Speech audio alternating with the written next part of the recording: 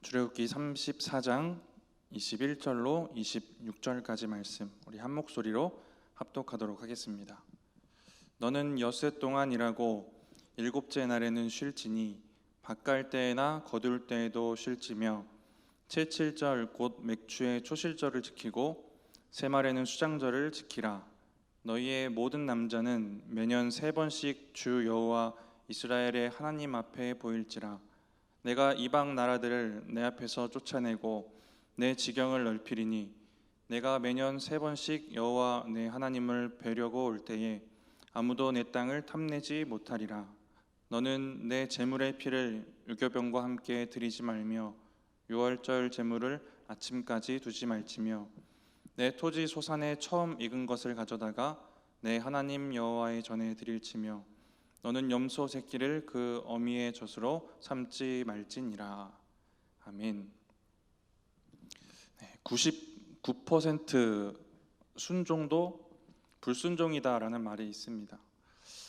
하나님이 이런 분이시라서 그래요. 하나님의 성품이 전부를 원하시는 하나님이라 그렇습니다. 1%의 불순종에도 엄청난 힘이 있습니다. 제가 만약에 연필로 글을 쓰는데 제가 거의 다 쥐고 있고 제 연필의 일부를 누군가가 살짝만 쥐고 있어도 제가 글씨 쓰는 게 참 어려워집니다. 연필의 전부가 그 쓰는 사람에게 있어야 글이 써지는 것입니다. 99%를 쥐고 있어도 1%의 방해가 있으면 글씨가 잘 안 써지는 거예요. 이것처럼 1%의 불순종이 작은 부분이다라고 생각할 수도 있지만 이것이 99%의 순종을 헛되게 하는 것입니다. 사무엘상 15장에 하나님이 사울에게 아말렉이랑 전쟁을 하라고 명령하십니다. 그리고 또 하셨던 명령이 거기 있는 모든 것을 진멸해라 라는 명령이었어요. 아무것도 남기지 말라고 하십니다. 근데 사울이 다 진멸하지 않고 쓸만한 거, 좋은 거는 남겨둡니다. 그러니까 순종을 하기는 했는데 100%는 아니었어요. 그리고 나름의 변명이 있었습니다. 사무엘이 찾아와서 왜 그랬냐고 물어보니까 하나님께 예배 드리려고 남겨둔 거다. 백성들이 그렇게 하자고 해서 그렇게 한 거다. 이런 얘기들을 합니다. 하나님은 분명히 이것을 불순종으로 보셨고 하나님은 100% 전적인 순종을 원하신다라는 것입니다. 이 사울의 얘기를 보면 순종한 일부로 자기를 합리화하고 있습니다. 사람의 본성이 원래 이런데 자기가 잘한 건 잘 보이고 잘못한 것은 잘 못 보는 게 사람인 것 같습니다. 자기가 순종한 건 보이고 불순종한 것은 보지 못하는 것입니다. 그래서 자기가 순종한 일부를 가지고 자신이 하나님께 순종했다라고 여기는 것입니다. 자기가 99% 순종했을 때, 그 순종의 크기가 커 보일 때 내가 99%나 순종했구나, 내가 이만큼이나 했구나라는 마음 품는 게 우리의 연약한 본성이기도 합니다. 자기가 불순종한 것이라고 절대 생각하지 못할 수도 있는 거예요. 사울도 자신이 순종한 일부를 가지고 자기가 순종했다라고 얘기를 하는데 사무엘상 15장 20절에 사울이 이렇게 얘기를 합니다. 우리 같이 한번 읽어보겠습니다. 사울이 사무엘에게 이르되 나는 실로 여호와의 목소리를 청종하여 여호와께서 보내신 길로 가서 아말렉 왕 아각을 끌어왔고 아말렉 사람들을 진멸하였으나. 분명히 자기 입으로 살려둔 왕에 대한 얘기들, 불순종에 대한 얘기를 하고 있습니다. 그러면서 서두에 뭐라고 하냐면 여호와의 목소리에 청종하여라고 얘기를 합니다. 하나님의 말씀대로 했다, 순종했다라는 얘기예요. 그래서 다른 번역에는 나는 주님께 순종했습니다라고 이렇게 번역되어 있기도 합니다. 분명히 불순종했는데 일부의 순종을 근거로 자기가 불순종했다, 순종했다라고 얘기를 하고 있습니다. 중요한 것은 하나님이 그것을 어떻게 보시느냐, 이게 문제겠죠. 그래서 우리의 순종을 진짜 꼼꼼히 돌아볼 필요가 있는 것 같습니다. 우리가 드리는 일부의 순종을 가지고 하나님 앞에 전부 순종한 것처럼, 하나님이 받으시는 순종처럼 우리가 착각하고 있는 부분이 있을 수도 있다라는 겁니다. 하나님은 100%를 원하신다. 그리고 우리의 연약한 본성을 돌아봐도 100%가 아니면 하나님 앞에 우리의 마음을 지켜내기가 어려운 것 같습니다. 100%의 온전한 순종, 100%의 온전한 믿음과 신뢰로 하나님 앞에 살아가셨으면 좋겠습니다. 오늘 출애굽기 34장은 금송아지 사건 이후에 모세의 중보를 지나서 이제 다시 언약을 또 하나님이 이스라엘과 맺어 주시는 그 장면입니다. 그 언약의 내용들이 나오는데 34장 언약의 내용을 크게 두 가지로 한번 나눠 본다면, 첫 번째는 이방 사람들처럼 살지 말아라입니다. 그래서 우상 숭배도 하지 말고, 그들과 언약도 맺지 말고, 그들과 결혼도 하지 말고 구별되라라는 얘기를 하고 있습니다. 어떠한 여지도 남겨두지 않으시고 일부의 구별이 아니라 100%의 전적으로 철저하게 구별되어 살라라는 얘기를 하십니다. 그리고 두 번째는 하나님을 예배하라라는 얘기인데, 세 가지 3대 절기와 안식일에 대한 얘기를 다시 한번 반복하시고 전적으로 하나님을 예배하고 또 신뢰하는 것을 이야기를 하고 있습니다. 34장의 내용들을 보시면 처음 그 언약을 맺으실 때 20장부터 23장까지의 그 내용에 말씀하셨던 내용들과 거의 동일합니다. 그런데 비춰지는, 지금 여기서 묵상할 때 비춰지는 하나님의 마음은 이스라엘이 더욱 철저하게 구별되고 더 철저하게 하나님만 바라봐서 또다시 우상 만들지 않고 넘어지지 않고 하나님의 온전한 백성으로 살아가기를 원하는 그 마음이 보입니다. 그렇다면 이스라엘의 마음은 어땠을까 한번 추측을 한번 해보면, 다시 같은 언약을 두 번을 맺고 있지 않습니까? 출애굽기 20장, 23장에 말씀드린 동일한 언약의 내용을 지금 또 똑같이 듣고 있어요. 이스라엘이 어땠을까요? 그 의지가 좀 더 이렇게 올라와 있지 않겠습니까? 좀 더 굳은 의지와 결단으로 그 말씀을 대하지 않았겠습니까? 금송아지 사건 이후에 3천여 명이 죽어나가는 거, 자기 형제랑 이웃이 죽어나가는 것도 보고 다 진멸하신다는 하나님 때문에 다 죽을 뻔도 하고, 또 함께 하시지 않는다고 해서 울며 기도하기도 합니다. 죄와 회개를 지나서 하나님의 전적인 은혜로 다시 언약을 맺고 있습니다. 이 마음이 다를 수밖에 없어요. 그리고 처음 언약 맺을 때 처음 자신들이 했던 이 고백이 떠올랐을 것 같습니다. 24장 3절 말씀 우리 같이 한번 읽어보겠습니다. 모세가 와서 여호와의 모든 말씀과 그의 모든 율례를 백성에게 전하매 그들이 한 소리로 응답하여 이르되 여호와께서 말씀하신 모든 것을 우리가 준행하리이다. 우리가 준행하겠습니다 라는 이 분명한 고백이 있었습니다. 근데 이 첫 고백이 무너진 거죠. 무너졌던 이 첫 고백이 생각났을 것 같습니다. 일단 우리가 이러한 흐름을 보면서 우리의 고백들, 하나님 앞에 무너진 우리들의 처음 고백은 없을까 한번 돌아봤으면 좋겠습니다. 우리가 여러 가지 고백, 진짜 수도 없이 많은 고백들 말씀 앞에, 기도 앞에 하고, 오늘 찬양 부를 때도 다 고백 아닙니까? 하나님, 제가 하나님을 위해 살겠습니다. 하나님, 제가 주를 위해 죽겠습니다. 하나님, 제가 형제를 사랑하겠습니다. 진짜 수도 없이 많은 말씀을 듣고 수도 없이 많은 기도를 하고 수도 없이 많은 찬양을 통해 우리가 하나님 앞에 올려드린 고백들이 있습니다.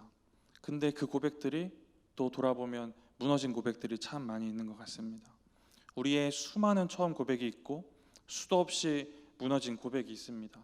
이 두 번 언약을 체결하신 하나님 마음은 어땠고, 또 이것을 또 다시 언약 앞으로 나아가는 이스라엘 백성들의 마음은 어땠을까? 이것들을 돌아보면서 우리가 말씀을 대하는 우리의 모습도 좀 돌아보기를 원합니다.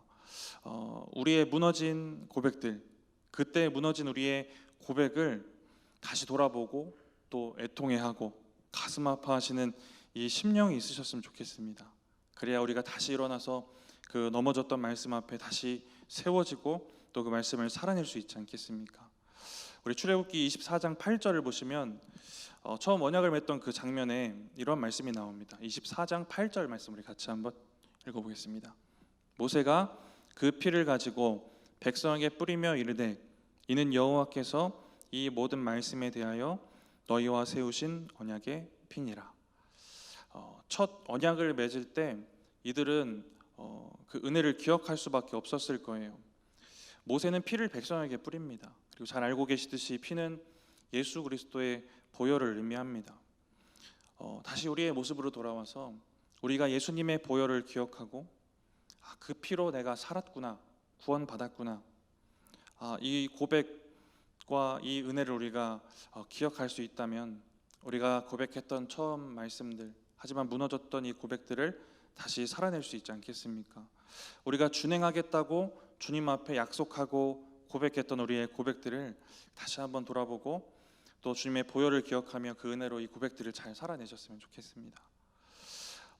이 이스라엘 백성들에게 다시 언약의 명령을 반복하시는 이유가 무엇일까?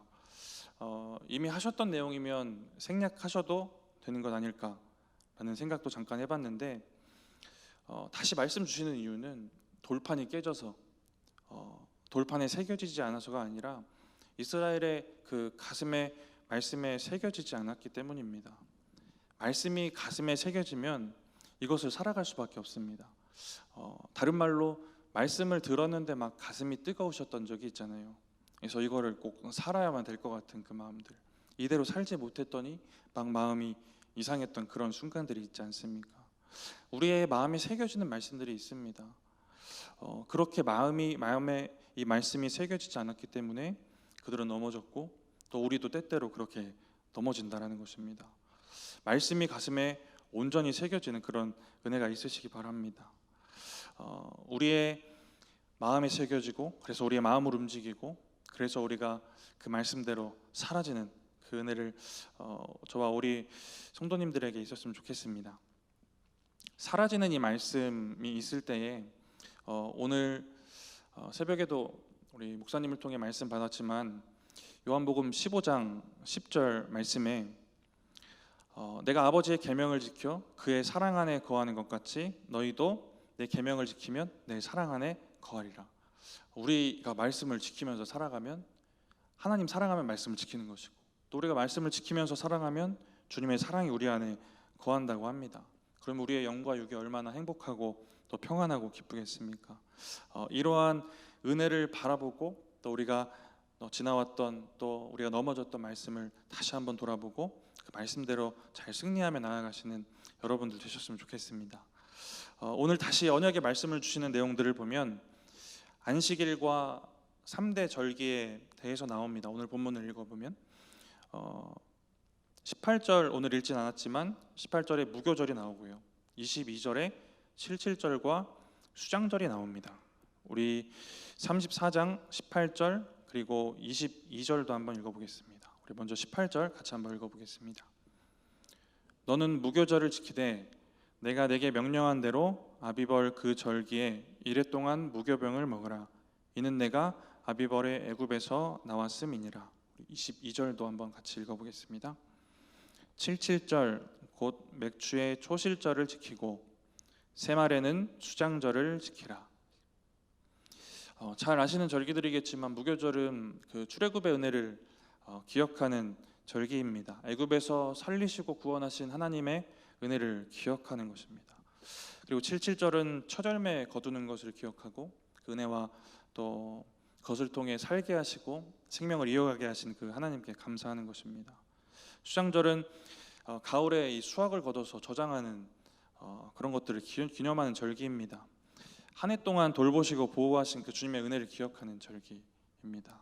근데 이 세 절기 모두 동일하게 하나님의 인도와 또 보호하심 또 하나님께서 함께 하셨던 그 은혜를 기념하기 위한 것들입니다.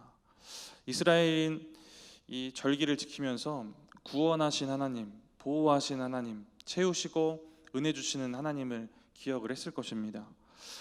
우리의 매일의 삶도 이스라엘이 그 절기를 바라봤던 이 마음과 같았으면 좋겠습니다. 우리의 인생을 돌아보면 어느 한순간뿐만 아니라 매일매일의 삶이 또 그 모든 삶 속에서의 수확과 모든 열매들이 하나님의 구원하심과 또 인도하심과 보호하심으로부터 오지 않았습니까?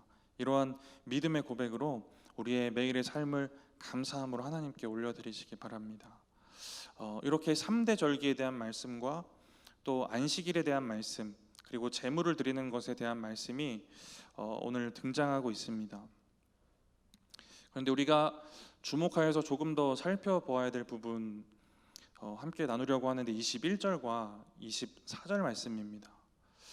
말씀드렸듯이 첫 번째 언약에 등장한 거의 동일한 내용이 오늘 34장에도 반복이 되고 있습니다.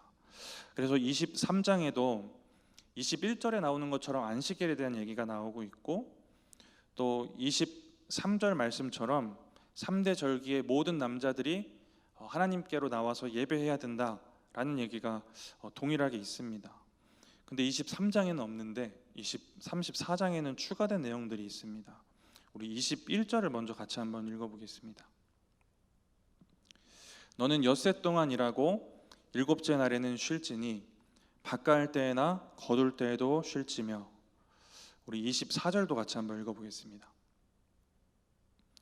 내가 이방 나라들을 내 앞에서 쫓아내고 내 지경을 넓히리니 내가 매년 3번씩 여호와 내 하나님을 뵈려고 올 때에 아무도 내 땅을 탐내지 못하리라.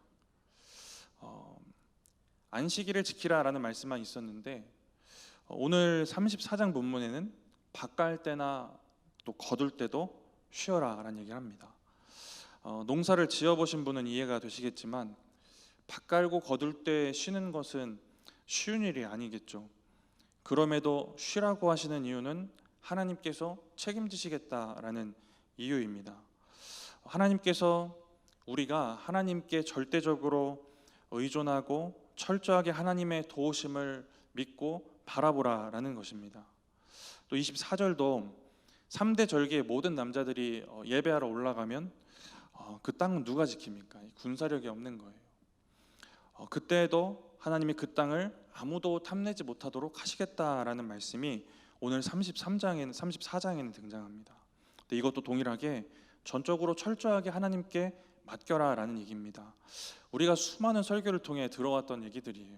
전적으로 하나님께 맡기고 하나님을 의지하는 것입니다. 그런데 오늘 이 두 절을 보니까 먹고 사는 문제고 죽고 사는 문제입니다. 근데 이럴 때 우리가 전부 맡기는 게 힘들어질 때가 있어요. 우리 성도님들을 불안하게 하는 것들이 있습니다. 인생에 분명히 한두 개씩은 있을 거예요. 근데 주님께 다 맡기지 못하는 게 그것일 것입니다. 그것 때문에 이런 것들을 다 철저하게 하나님 앞에 내어놓고 맡기라라는 얘기입니다. 하나님은 농사를 못 지어서 굶어 죽을까 걱정하지 말고 안식일을 지켜라. 그것 때문에 불안해서 안식일을 범하지 말아라. 다른 족속들이 침략해서 땅을 뺏고 가족들을 죽이고 생명이 위태로울까 불안해서 절기를 범하지 말라고 하시는 것입니다. 때때로 우리의 불안이 하나님을 향한 순종을 가로막을 때가 너무나도 많이 있습니다. 저도 올해 왜 이렇게 아픈지 잘 모르겠는데 하나님의 뜻이 있겠죠. 정말 두렵고 불안할 때가 있어요. 이 통증이 거의 매일 통증이 있습니다. 매 순간 정도만 다르고. 근데 이게 제 육체적인 힘으로 막 견디기 힘들 때가 있어요.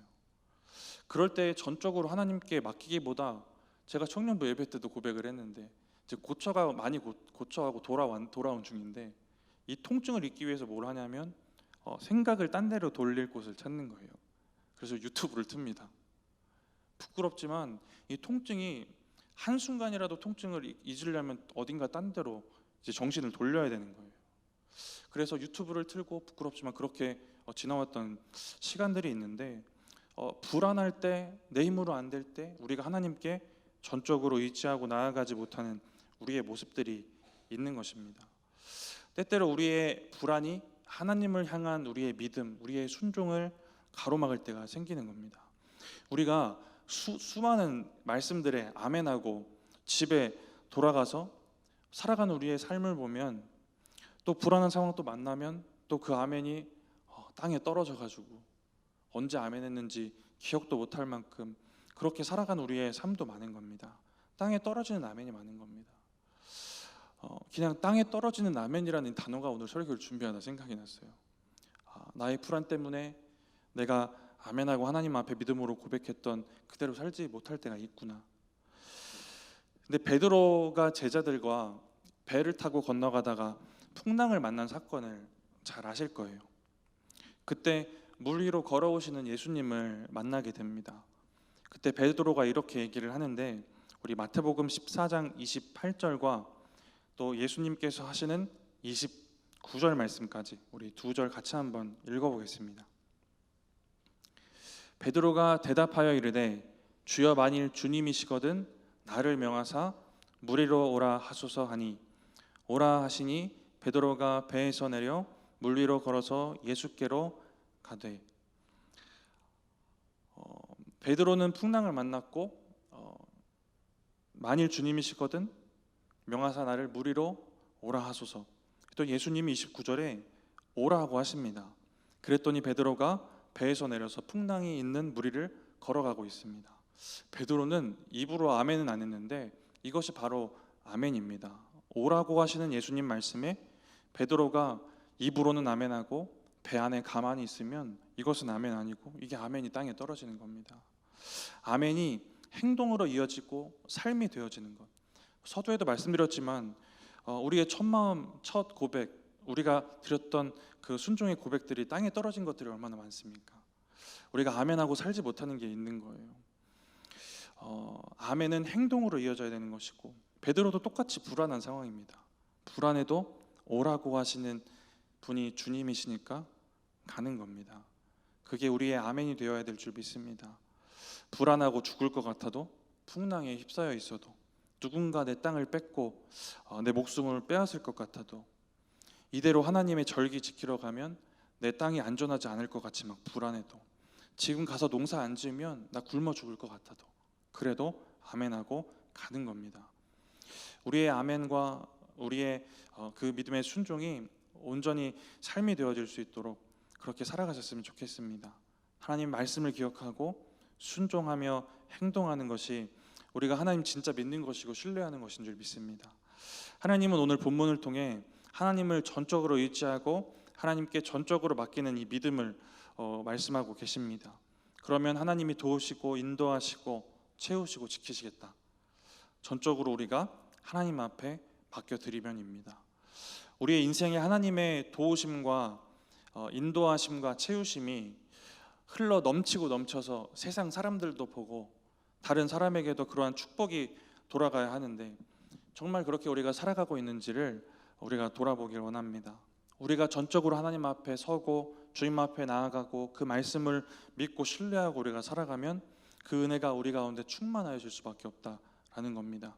하나님의 수도 없이 우리에게 말씀하신 약속이고 하나님은 분명히 그렇게 하실 것이고 그렇게 해오셨고 또 우리의 삶 가운데 그렇게 하실 것이다 라는 겁니다. 하나님은 어제나 오늘이나 동일하시고 완전하시고 온전하시다면 우리의 순종과 믿음을 먼저 돌아볼 필요가 있는 것입니다. 우리가 구별되어 주님의 백성으로 살아가고 또 주님께 온전히 100% 순종하고 신뢰하고 맡기면 주님이 우리를 위해 일하여 주실 것이다 라는 것입니다. 안식일과 절기 우리가 이것을 예배라고 하고 한 번 더 우리가 적용하고 생각을 해봤으면 좋겠습니다.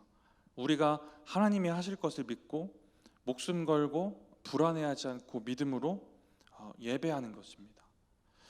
굶어 죽을까 하는 이 걱정도 뒤로 하고 어떤 불안과 걱정이 있는지 잘 모르겠지만 각자의 어려움과 또 걱정과 불안이 있지 않으십니까? 이런 것들 뒤로 하고 누군가 내 땅 빼앗을 것 이런 불안감도 뒤로 하고 모든 불안감을 뒤로 하고 정말 하나님께 우리의 목숨과 중심을 내어놓는 예배입니다. 이런 예배로 지금 주님 앞에 예배하기 어렵고 예배가 차갑고 주님을 예배하기 불편하다라는 시대에 우리가 주님을 예배할 때 이런 은혜가 있었으면 좋겠습니다. 하나님을 예배하고 만나러 간 우리의 마음이 진짜 목숨 걸고 가는 마음, 진짜 중심과 전심으로 나아가는 그 마음이 있었으면 좋겠습니다. 이런 믿음으로 우리가 하나님 앞에 나아가고 이런 믿음으로 우리가 하나님 예배하면 하나님이 우리의 인생에 우리의 육과 영의 역사하실 것이 분명하다라는 겁니다. 우리가 하나님의 역사하심과 은혜를 간구하고 갈망하지만 우리의 믿음을 정말 철저하게 돌아보지 못할 때가 참 많은 것 같습니다. 하나님이 언제나 동일하시고 언제나 쉽게 변하는 건 우리 자신이고 우리 믿음입니다. 하나님 앞에 우리의 믿음이 우리의 순종이 하나님을 향한 이 신뢰가 100%가 되었으면 좋겠습니다. 우리의 일부의 고백이 되지 않도록 또 일부의 순종이 되지 않도록 하나님의 말씀을 철저히 지켜나갈 수 있도록 그러한 믿음으로 살아가시는 저와 여러분들 되셨으면 좋겠습니다.